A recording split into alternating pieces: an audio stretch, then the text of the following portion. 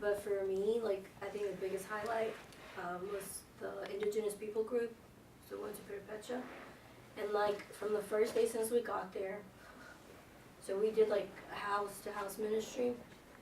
So we went to this one house, and we just, like, sat there and talked about, like, their culture, trying on their clothes, like, stuff like that. And then they're like, oh, well, you guys are Christians, come pray for our mom-in-law, she's sick.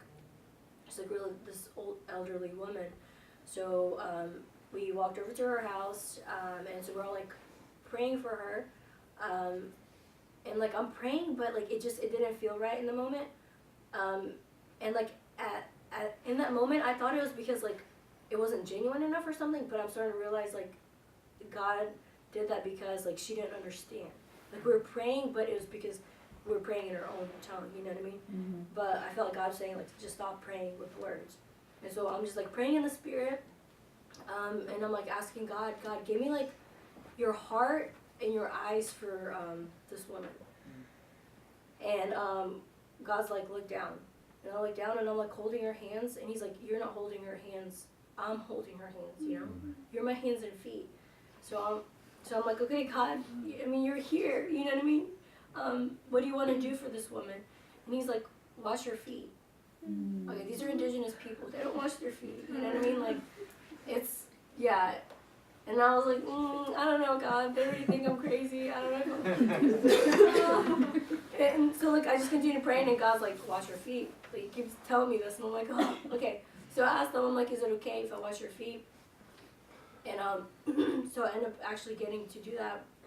And God gave me, like, this whole picture of, like, he doesn't just, like, cleanse on the outside, he doesn't, like, cleanse her heart and internally wash, you know what I mean, her and stuff. And then, like, the problem is, it didn't stop there. Like, God gave me a heart for these people, and, like, the whole entire time I was, like, heartbroken and crying, and God was, like, telling me so many different things about them and for them, and, like, I, like, literally pages, and, like, the last day, like, we got to go out, Berna and I, and, like, share with them, and, yeah, like, got to condense everything, but just, like, what God was speaking over them, like, the restoration, restitution, over, like, the people group as a whole, and just, like, highlighting that, like, he was the one that gave them, like, their culture. It's a piece of God, you know what I mean? It's a piece of heaven, and, you know, a lot of times we go into these indigenous people groups, and we're like, oh, we're here to help because we're superior, and you guys are, like, less fortunate.